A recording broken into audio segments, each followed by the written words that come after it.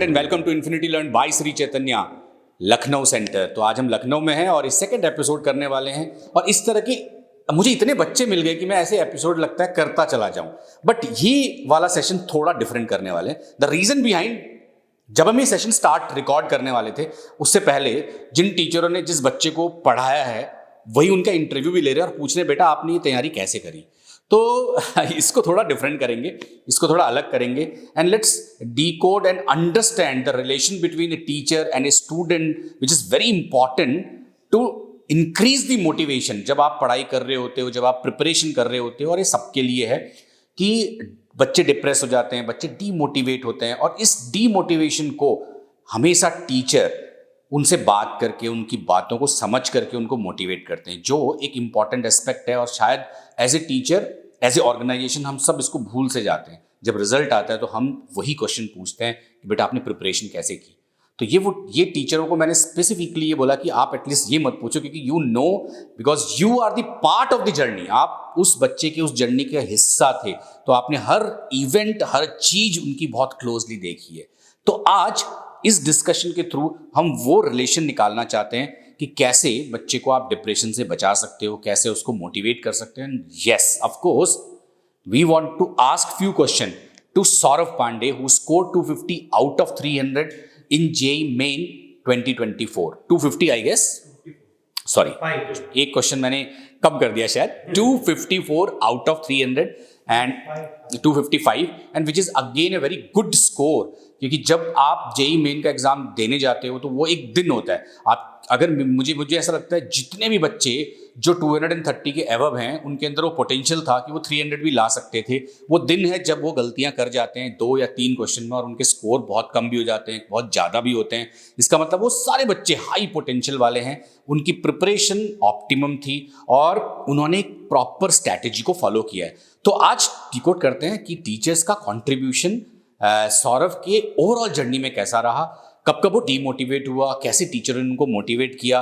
तो मैं चाहूँगा कि सारे टीचर्स जो अभी हमारे साथ बैठे हैं, सारे सीनियर टीचर्स हैं, they have been in JEE field from last 20 years. तो उन्होंने अपनी लाइफ में बहुत सारे बच्चों की जर्नी देखी है, बहुत सारे अप्स एंड डाउन्स देखे हैं। जब रिजल्ट आता है तो हम सिर्फ रिजल्ट की ही बात कर रहे होते हैं, बट एक बच्चे की लाइफ में काफ़ी अप एंड डाउन्स होते हैं जो टीचर बहुत इजीली एनकाउंटर करते हैं। More than a parents, teacher can feel that particular wave. तो हम आज उन सारे एस्पेक्ट के ऊपर बात करेंगे। एंड आलोक सर ने इस सेशन को स्टार्ट करने से पहले ही मुझे कहा कि सर एक बहुत इंपॉर्टेंट क्वेश्चन है मेरे दिमाग में और मैं चाहता हूँ हर बच्चा, हर पेरेंट्स उसको बहुत केयरफुली सुने और समझे, तो शायद उनकी प्रिपरेशन में एक एज मिलेगा और उनको एक डायरेक्शन भी मिलेगा। तो let's start the discussion with Alok Awasthi sir and then we will add Saurabh Pandey to the discussion. Thank you. Thank you sir. Saurabh, सबसे पहले तो कॉन्ग्रेचुलेशंस। सबसे इम्पॉर्टेंट चीज़ जो मैं तुमसे पूछना चाहूँगा कि चूँकि जेई मेंस और एडवांस की जब हम तैयारी करते हैं, जेई मेन एडवांस के लिए हम तैयारी कर रहे हैं, तो करते वक्त कहीं ना कहीं हमारे दिमाग में एक बहुत बड़ा प्रेशर होता है और कहीं ना कहीं जैसे स्टार्ट करते हैं और हम आगे बढ़ते हैं वैसे जो एक स्ट्रेस मैनेजमेंट की बात आती है, क्या क्या स्ट्रेस डेवलप हो जाता है। हम क्वेश्चन सॉल्व कर रहे हैं, हम आगे एक्सरसाइज कर रहे हैं, कई बार टाइम पे चीज़ें हो रही हैं, कई बार टाइम पे चीज़ें नहीं हो रही हैं। तो उस स्ट्रेस को हम कैसे मैनेज करते थे?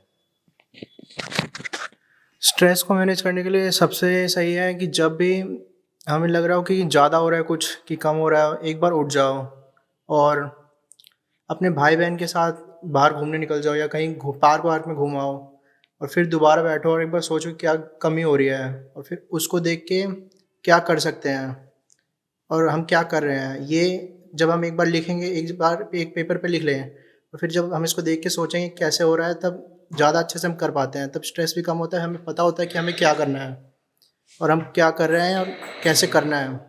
ये 3 क्वेश्चन पूछे अपने आप से और जो थॉट आ रहे हैं उसे लिखें और फिर उसे करने लगे।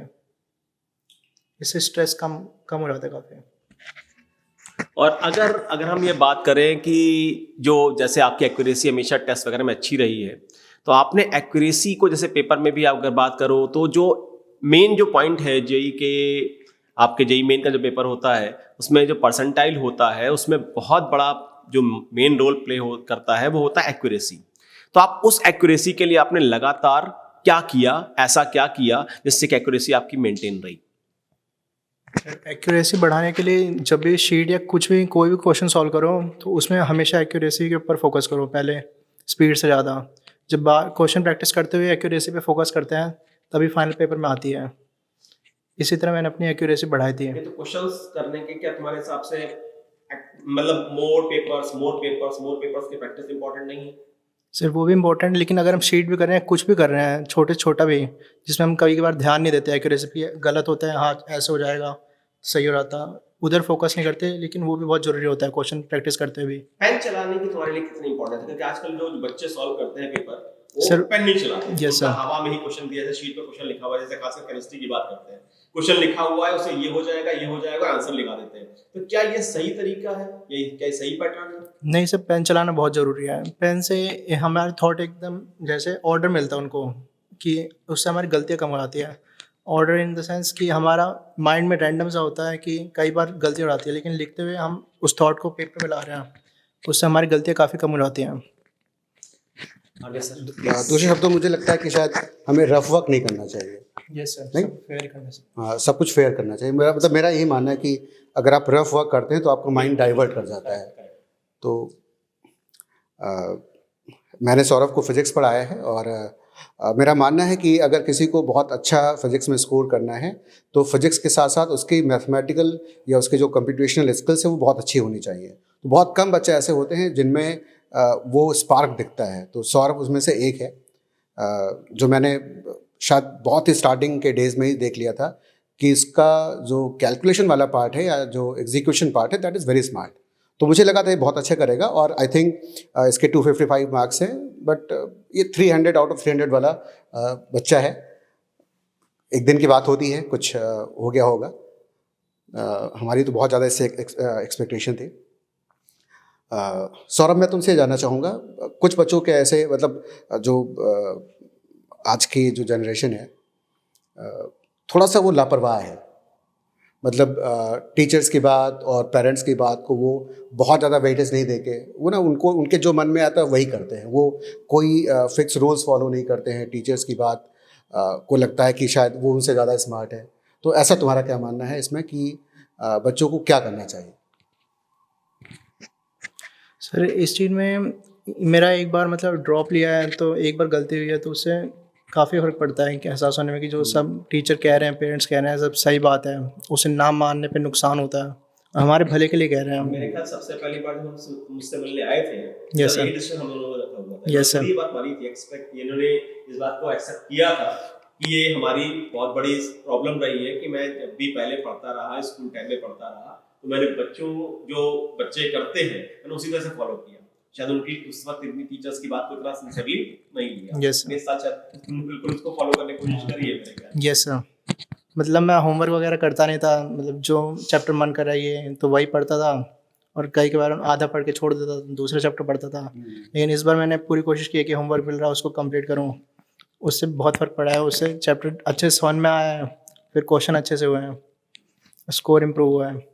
अच्छा सौरभ, एक बात और मुझे पूछनी है, मतलब मैं ये क्वेश्चन तुमसे बच्चों के बिहाफ से पूछ रहा हूँ कि कई बार बच्चे पूछते हैं कि सर हम लोग प्रिपरेशन कर रहे हैं तो क्या हम पहले सिर्फ जेईई मेन की प्रिपरेशन कर लें और जब हम जेईई मेन का एग्ज़ाम दे लें उसके बाद हम एडवांस के लिए एक्स्ट्रा कुछ एफर्ट लगाएं, या हमें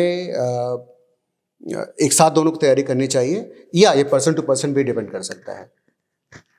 so what is your view on this? Sir, मेरे को लगता है कि एक साथ करनी चाहिए दोनों की, अगर IIT जाना का मेन फोकस है तो। मगर बहुत बहुत मतलब हम डिटरमिन्ड है कि IIT ही जाना है। यस सर, तो साथ साथ करनी चाहिए, क्योंकि मेंस के बाद एडवांस के लिए उतना टाइम नहीं होता कि हम उसे और डीप में करें, साथ साथ पढ़ते हुए उसी को और डीप में पढ़ लें तो एक ही बार में चैप्टर ख़त्म हो जाता है, और बाद में करते हुए तो मतलब फिर हम ये डिफरेंशिएट ही ना करें कि हम क्या तैयारी कर रहे हैं। यस सर, उसी को डीप में पढ़े बस। डीप में पढ़े। और एक बार अगर मेंस की बात करते हैं तो फ्लो ब्रेक हो जाता है उस चैप्टर का, फिर शुरू से ही हो जाता है, लगभग टाइम कम होता है, 2 साल का 6 महीने में, 4 महीने में मुश्किल हो जाती है फिर। और जिनका टारगेट है नहीं IIT जाना या NIT है, कोई भी मतलब IIT नहीं चाहिए, वो आप पर्सन टू पर्सन इस पर डिपेंड कर सकता है। वीके से भी कुछ पूछना चाह रहे हैं? मेरा नाम विजय कुमार भट्ट है और मैंने सौरभ को मैथ्स पढ़ाया है। तो सौरभ, मैं जो है 2 सवाल पूछना चाहूँगा। पहला ये कि घर पे कितने आवर्स की स्टडी रही कोचिंग के बाद, है ना, कैसे उस टाइम को मैनेज किया। दूसरा, सोशल मीडिया से कैसे बचा जाए, या तुमने क्या किया, या और बच्चों को क्या कहना चाहोगे? सर कोचिंग के बाद लगभग मैं 6 घंटे या 6.5 घंटे निकाल लेता था। और मैथ को मतलब मैथ में मेरी प्रॉब्लम थी कि मैंने प्रैक्टिस पिछले साल कम की थी, तो मैथ को मैंने थोड़ा ज़्यादा टाइम दिया था प्रैक्टिस में, ताकि वो गलती ना। और मैथ थोड़ी मुश्किल आती थी मेंस में, इसलिए और ज़्यादा टाइम देना सही भी था उसको।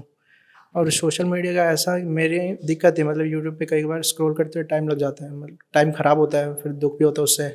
मैंने अपना मोबाइल बंद करके मम्मी को दे दिया, और कीपैड वाला फ़ोन उसको मैं अपने पास ले लिया।